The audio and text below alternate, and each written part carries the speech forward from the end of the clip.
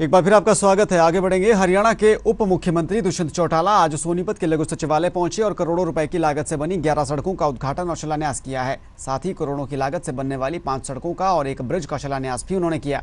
इस मौके पर दुष्यंत चौटाला ने कहा कि हरियाणा सरकार और केंद्र सरकार लगातार हरियाणा के विकास कार्यों को पंख लगाने के लिए काम कर रही है और हम अपने हर विधायक को कह चुके हैं कि अपने हल्के की सड़क परियोजनाओं का एस्टीमेट बनाकर विभाग को सौंपे ताकि उन पर जल्द से जल्द काम किया जा सके। उन्होंने कहा कि हरियाणा और केंद्र सरकार हरियाणा में बड़ी परियोजनाएं शुरू करने जा रहे हैं, जिसका जीता जागता उदाहरण आईएमटी खरखौदा में शुरू होने वाला मारुति सुजुकी वाला प्लांट है।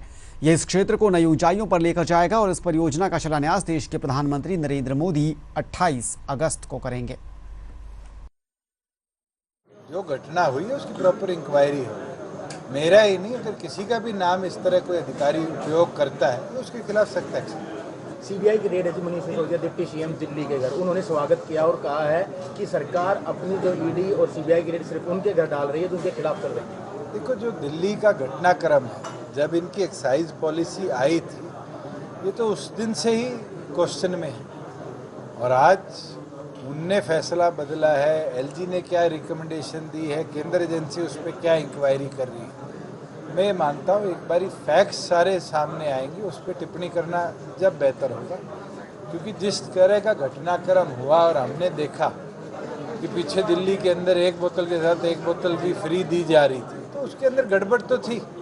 अब वो किसकी ओर से गड़बड़ थी ये तो इंक्वायरी के बाद ही पता चलेगा। हरियाणा के परिवहन मंत्री मूलचंद शर्मा ने आज केजीपी एक्सप्रेसवे पर हरियाणा की बसों का औचक निरीक्षण किया है। रोहतक डिपो की एक बस को उन्होंने रोका और इस दौरान बस का निरीक्षण किया और जायजा लिया है। इसके साथ ही उन्होंने बस में सवार यात्रियों से भी मुलाकात की है और यात्रियों से भी बसों की आवाजाही को लेकर खास बातचीत की है।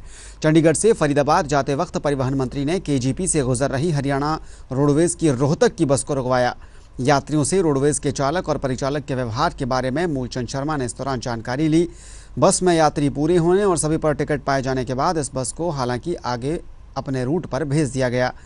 परिवहन मंत्री मूलचंद शर्मा ने भी चालक और परिचालक की ईमानदारी को देखते हुए प्रदेश के सभी ड्राइवर्स और कंडक्टर्स को अपने विभाग के साथ ईमानदारी से काम करने की इस दौरान अपील की।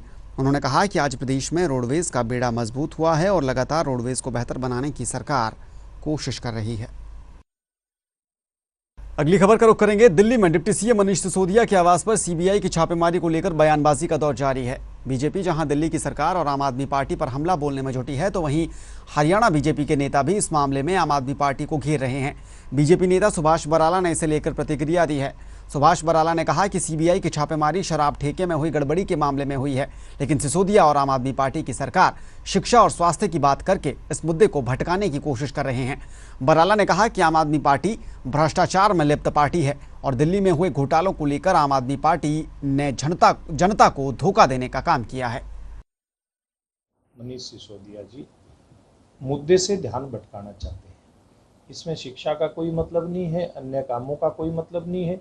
केवल जो वहाँ की शराब पॉलिसी जो बनाई गई थी दिल्ली राज्य में और जिस प्रकार से ठेके दिए गए थे, ये छापे केवल उसी मामले में है और निश्चित रूप से उसी के ऊपर कार्रवाई सीबीआई करेगी। सीबीआई का ये मतलब नहीं है कि वहाँ शिक्षा कैसी चल रही है कैसी नहीं चल रही है। सरकार का काम है अच्छी शिक्षा देने का। अच्छी बात है अगर कोई शिक्षा के बारे में चिंता करता है, लेकिन मैं एक बात और कहना चाहूँगा कि वो इतनी बड़ी बड़ी बातें शिक्षा के बारे में कहते हैं। एक बात ये भी बताना चाहिए कि जो आम आदमी पार्टी की वहाँ सरकार है, उसमें जो मंत्री हैं, उनके बड़े नेता हैं, उनके विधायक हैं, जिन स्कूलों की ये बात करते हैं दिल्ली के स्कूलों में, इनके कितने लोगों के बच्चे उन स्कूलों के अंदर पढ़ते हैं। वर्ल्ड जूनियर कुश्ती चैंपियनशिप में हरियाणा के नीरज भारद्वाज ने कांस्य पदक जीतकर प्रदेश का नाम रोशन किया है। खिलाड़ी नीरज भारद्वाज के बहादुरगढ़ पहुंचने पर उनका जोरदार स्वागत आज किया गया है। ओमिक्स गैलेरिया मार्केट एसोसिएशन के पदाधिकारियों और खेल प्रेमियों ने विजेता नीरज भारद्वाज को फूल मालाएं पहनाकर और पगड़ी पहनाकर उनका स्वागत किया।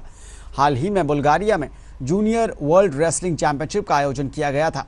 इस प्रतियोगिता में भिवानी के धारेड़ा गांव के रहने वाले खिलाड़ी नीरज भारद्वाज ने देश का प्रतिनिधित्व करते हुए बेहतर प्रदर्शन किया। नीरज भारद्वाज ने प्रतियोगिता के 97 किलोग्राम भार वर्ग में हिस्सा लेकर कोरिया, जॉर्जिया और यूएसए के साथ साथ कजाकिस्तान के खिलाड़ियों के साथ कुश्ती लड़कर कांस्य पदक हासिल किया है। खिलाड़ी नीरज ने युवा खिलाड़ियों से मेहनत करते रहने की अपील की ताकि उन्हें भविष्य में उसके बेहतर परिणाम मिल सकें।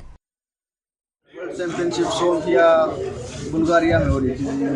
मैं 97 kg में फ्री स्टाइल में भाग लिया था मैंने इसमें और ब्रॉन्ज मेडल प्राप्त किया वहाँ पर। मेरी पहली कुश्ती कोरिया के साथ हुई थी, उसको हरा दिया था मैंने।